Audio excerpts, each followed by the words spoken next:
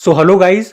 तो इस वीडियो में हम जो आपके इंपॉर्टेंट करंट अफेयर्स बनते हैं नवंबर महीने के, वो हम यहाँ पे डिस्कस कर रहे हैं, पॉइंट टू पॉइंट डिस्कस करेंगे। तो चलो फिर वीडियो को स्टार्ट करते हैं। और हाँ, सेशन पसंद आता है तो प्लीज इसे लाइक जरूर करना और दोस्तों के साथ में शेयर जरूर करना। तो इस प्रश्न में आपसे क्या पूछ रहे हैं, अभी हाल ही में विश्व मधुमेह दिवस, वर्ल्ड डायबिटीज डे, ये कब मनाया गया? तो आंसर होगा 14 नवंबर को। और थीम याद रखना, एक्सेस टू डायबिटीज केयर। फिर अगला प्रश्न आपसे पूछ रहे हैं, अभी नवा भारत अंतरराष्ट्रीय विज्ञान महोत्सव 2023 ये किस स्थान पर आयोजित किया गया? एक्चुअली डेली करंट अफेयर्स वाली हम क्लास में इसे पढ़ चुके हैं, ये अभी हो चुका है। अभी जनवरी में ये हुआ था, जनवरी 2024 में। संस्करण 2023 वाला है लेकिन 2024 में हुआ। कौन से नंबर का संस्करण है? नवा संस्करण है इंडिया इंटरनेशनल साइंस फेस्टिवल का। कहां पे हुआ? हरियाणा के फरीदाबाद में हुआ ये आप ध्यान रखना। फिर अगला प्रश्न है, अभी त्रिशक्ति प्रहार संयुक्त अभ्यास जो एक्सरसाइज है ये कहां पे हुआ?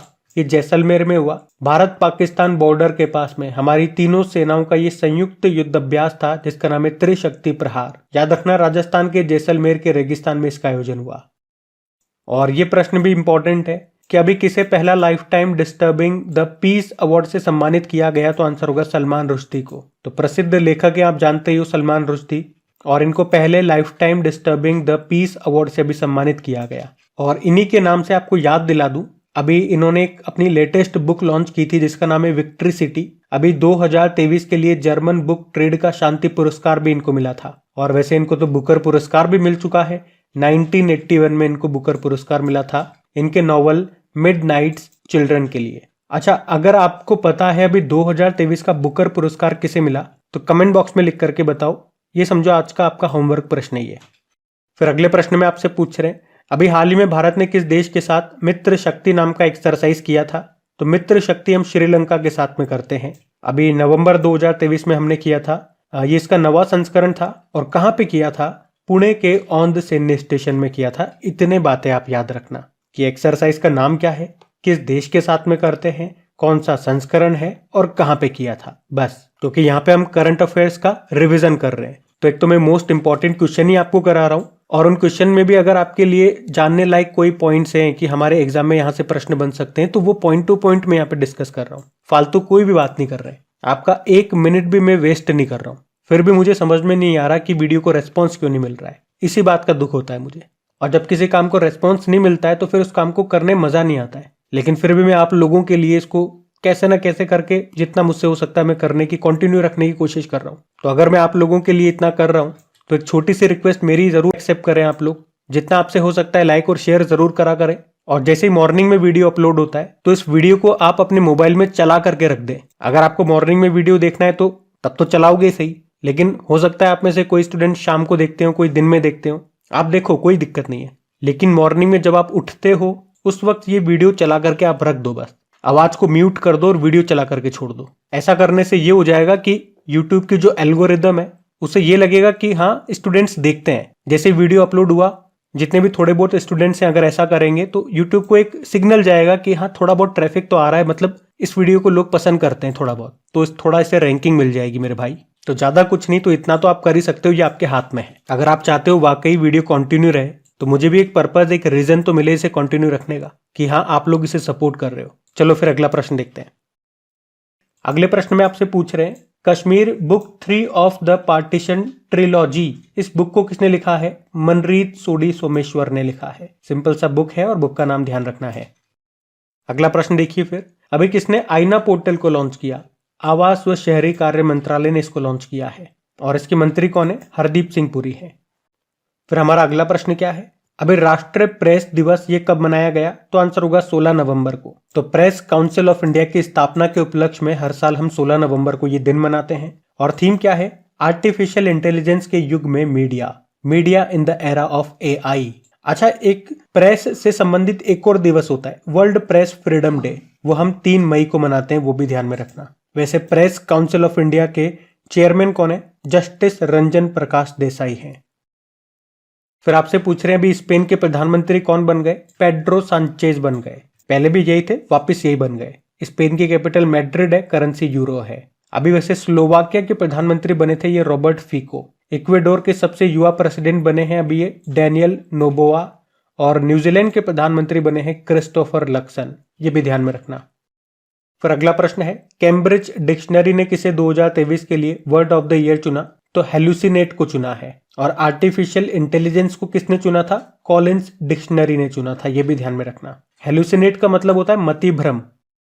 फिर अगला प्रश्न भी इंपॉर्टेंट है, किसे महाराष्ट्र के लता मंगेशकर पुरस्कार के लिए अभी चुना गया? तो आंसर होगा सुरेश वाडकर को। तो अनुभवी पार्श्व गायक और राष्ट्र पुरस्कार विजेता हैं सुरेश वाडकर, और इन्हीं को भी 2023 के अपने प्रतिष्ठित लता मंगेशकर पुरस्कार के लिए चुना है महाराष्ट्र सरकार ने। अच्छा, आपको याद होगा अभी दूसरा लता दीनानाथ मंगेशकर पुरस्कार किसे मिला था? आशा भोसले जी को, तो उनका नाम भी याद रखना।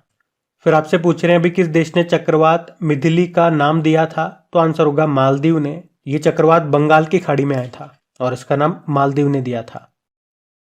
और अगला प्रश्न है, अभी चर्चा में रही सिलक्यारा सुरंग, ये किस राज्य में स्थित है? तो आंसर होगा उत्तराखंड में। आपने न्यूज में पढ़ा होगा कि एक सुरंग का हिस्सा भूस्खलन के कारण ढह गया था, उसमें लगभग 40 श्रमिक जो है वो फंस गए थे। वैसे तो फिर उन्हें रेस्क्यू करके निकाल लिया गया, लेकिन ये न्यूज काफी चर्चा में थी, तो पूछ सकते हैं एग्जामिनर चाहे तो पूछ ले कि बताओ भैया ये सिलक्यारा सुरंग अभी न्यूज में थी, ये किस राज्य में है? तो उत्तराखंड में है।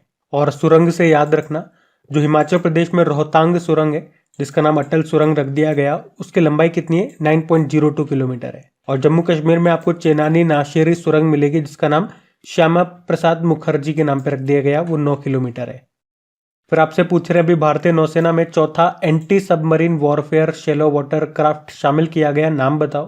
तो आंसर होगा अमिनी। लक्षद्वीप में जो अमिनी द्वीप है उसी के नाम पे इसका नाम रखा गया INS अमिनी। और इसे कहां से लॉन्च किया गया? तमिलनाडु के कट्टुपल्ली से लॉन्च किया गया। इसका निर्माण किया garden rich ship builders and engineers limited Kolkata ने।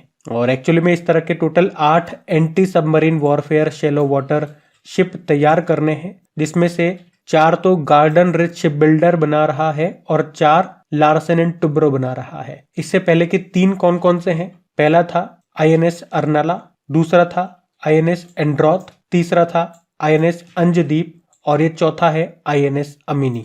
और इस तरह से आपसे ये भी पूछा जा सकता है अगर थोड़ा डीप में जाए तो, कि ये जो अर्नाला श्रेणी के जहाज हैं ये किन्हें रिप्लेस करेंगे? अभय श्रेणी को। वैसे इतना डीप में नहीं पूछेगा आपसे, नाम याद रखना बस। अगला प्रश्न देखते हैं। तो इस प्रश्न में पूछ रहे हैं अभी किस राज्य ने मुफ्त आटा होम डिलीवरी योजना को शुरू किया? तो आंसर होगा पंजाब ने। पंजाब ने इसको शुरू किया, याद रखना। फिर आपसे पूछ रहे हैं अभी दूसरे voice of global south summit की मेजबानी किस देश ने की? तो भारत ने की है, और भारत ने वर्चुअली इसकी मेजबानी की है। और इससे पहले 2023 के स्टार्टिंग में जो पहले voice of global south summit की मेजबानी थी वो भी भारत ने की थी, वो भी वर्चुअली की थी। और इसकी दूसरी समिट अभी नवंबर में इसका आयोजन किया, वो भी भारत ने किया। थीम क्या है? सबके विकास के लिए सबका साथ, टुगेदर फॉर एवरीवन्स डेवलपमेंट। तो भारत ने इसको होस्ट किया, इसीलिए ये प्रश्न मैं आपको करा रहा हूं। फिर आपसे पूछ रहे अभी कोटक महिंद्रा बैंक ने अभी किसे अपना MD CEO बनाया?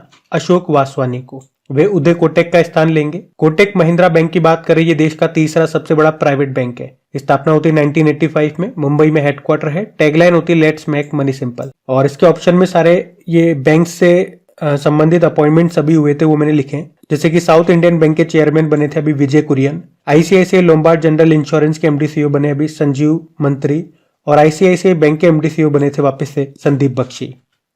फिर आपसे पूछ रहे हैं राष्ट्रीय मिर्गी दिवस यानी कि नेशनल एपिलेप्सी डे कब मनाते हैं? 17 नवंबर को मनाते हैं। मिर्गी एक न्यूरोलॉजिकल यानी कि मस्तिष्क से संबंधित समस्या है, तो इसी के बारे में जागरूकता बढ़ाने के लिए ये दिन मनाते हैं। और याद रखना 17 नवंबर को हम अंतर्राष्ट्रीय छात्र दिवस इंटरनेशनल स्टूडेंट्स डे के रूप में भी मनाते हैं। वैसे भारत में तो हम छात्र दिवस APJ अब्दुल कलाम जी की जयंती को मनाते हैं, यानी कि 15 अक्टूबर को। वो तो आपको याद है ही सही। फिर अगला प्रश्न आपसे पूछे जा रहा है कि विशेष सुरक्षा समूह के नए प्रमुख कौन बने? तो आंसर होगा आलोक शर्मा, यानी कि स्पेशल प्रोटेक्शन ग्रुप, इसके ये निदेशक बन गए हैं। अब ये स्पेशल प्रोटेक्शन ग्रुप क्या है भाई? ये एक सरकारी एजेंसी है जो भारत के प्रधानमंत्री की सुरक्षा करने के लिए जिम्मेदार होती है। मतलब प्रधानमंत्री जी को स्पेशल प्रोटेक्शन ग्रुप के द्वारा सुरक्षा दी जाती है। इसकी स्थापना 1988 में भारतीय संसद के एक अधिनियम के द्वारा की गई थी। तो सिंपल सा याद रखना है, स्पेशल प्रोटेक्शन ग्रुप के अभी नए हेड कौन बन गए? आलोक शर्मा बन गए। और यहाँ पे मैं आपको ये भी बता दूं कि पूर्व प्रधानमंत्रियों को भी पहले स्पेशल प्रोटेक्शन ग्रुप की सुरक्षा मिलती थी, लेकिन अब उन्हें Z+ की सुरक्षा दी गई है। तो अब आप कह सकते हो कि प्रधानमंत्री नरेंद्र मोदी वर्तमान में एकमात्र ही ऐसे व्यक्ति हैं जिन्हें स्पेशल प्रोटेक्शन ग्रुप्स के द्वारा सुरक्षा प्राप्त है। तो सिंपल सा याद रखना है आपको तो कि स्पेशल प्रोटेक्शन ग्रुप के अध्यक्ष कौन बन गए, हेड कौन बन गए, आलोक शर्मा। वो तो थोड़ा सा मैंने आपकी जानकारी के लिए ऐसे बता दिया। फिर अगला प्रश्न में पूछ रहे हैं, बुकर पुरस्कार विजेता लेखक A.S. ब्याट का भी निधन हो गया, उनका संबंध किस देश से है? इंग्लैंड से। तो ब्रिटिश उपन्यासकार थे ये A.S. ब्याट, जिनका अभी 87 वर्ष की उम्र में निधन हो गया। उन्हें 1990 में बुकर पुरस्कार मिला था उनके उपन्यास पजेशन के लिए। फिर आपसे पूछ रहे हैं, अभी किस नदी पर सौर ऊर्जा से संचालित जहाज रामायण को संचालित किया गया? तो आंसर होगा सरयू नदी। तो अयोध्या में सरयू नदी पर रामायण नामक सौर ऊर्जा से चलने वाला सोलर एनर्जी ऑपरेटेड जहाज चलाए जाएंगे और इन जहाजों पर पर्यटकों को, यात्रियों को भगवान राम के जीवन के महत्वपूर्ण घटनाओं के बारे में बताया जाएगा। और अयोध्या अभी काफी न्यूज में है। एक तो अयोध्या रेलवे स्टेशन का नाम अयोध्या धाम रेलवे स्टेशन कर दिया गया और यहाँ पे जो एयरपोर्ट है उसे इंटरनेशनल एयरपोर्ट का दर्जा दे दिया और उसका नाम महर्षि वाल्मीकि जी के नाम पे कर दिया गया। और उत्तर प्रदेश का पहला सोलर सिटी ये अयोध्या ही बना है। तो इन सब कारण से अयोध्या चर्चा में, ध्यान में रखना। फिर आपसे पूछ रहे हैं भी वैश्विक मत्स्यिकी सम्मेलन 2023 ये कहाँ पे हुआ? यानी कि ग्लोबल फिशरीज कॉन्फ्रेंस 2023 अहमदाबाद में हुआ। ये भी नवंबर में हुआ था अहमदाबाद गुजरात में, जिसकी थीम थी मत्स्य पालन और जल कृषि संपदा। एक दिवस आपको याद आएगा, विश्व मत्स्य पालन दिवस, यह मनाते 21 नवंबर को। और वैसे केंद्रीय मत्स्य पालन मंत्री कौन है? पुरुषोत्तम रूपाला है। फिर आपसे पूछ रहे हैं अभी किस कंपनी ने दुनिया का पहला ship to ship LNG transfer पूरा किया था? तो आंसर होगा गेल ने, gas authority of India limited. ये भारत की एक महारत्न कंपनी है और अभी इसी ने दुनिया का पहला ship to ship LNG transfer पूरा किया था। मतलब एक शिप से दूसरे शिप में इन्होंने LNG फ्यूल को ट्रांसफर किया था, ये आप समझो। और दुनिया में ऐसा पहला बार किया गया। फिर आपसे पूछ रहे हैं अभी वनडे विश्व कप 2023 का player of the tournament award किससे मिला? तो विराट कोहली।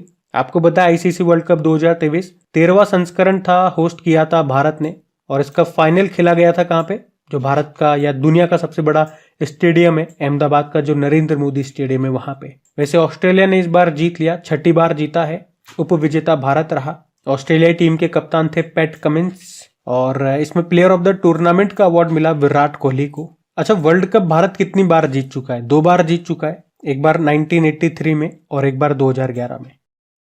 और अगला प्रश्न है, ये बुक है building partnership India and international cooperation for maritime security, इसको लिखा है हिमाद्री दास ने। और हमारे जो उपराष्ट्रपति हैं जगदीप धनखड़ जी, उन्होंने इस बुक को लॉन्च किया। अभी याद रखना, लिखा है कैप्टन हिमाद्री दास ने। ये भारतीय नौसेना की एक अधिकारी हैं। तो आज के इस वीडियो में हमने 16 से लेके 20 नवंबर तक के इंपॉर्टेंट क्वेश्चंस को कवर किया है। और एक बार फिर से याद दिला रहा हूं, वीडियो को लाइक करके दोस्तों के साथ में शेयर जरूर करना। आज का वीडियो यहीं खत्म करते हैं। Thank you.